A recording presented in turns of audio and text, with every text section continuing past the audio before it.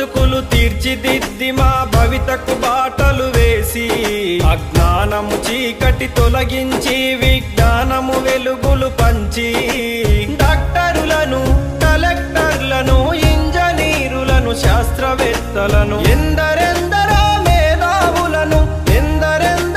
మేధావులను మాకందించిన ఓ గురువులార మీకు పాదాభివందనాలు మా ఉపాధ్యాయులారా మీకు రుణపడి ఉంటాము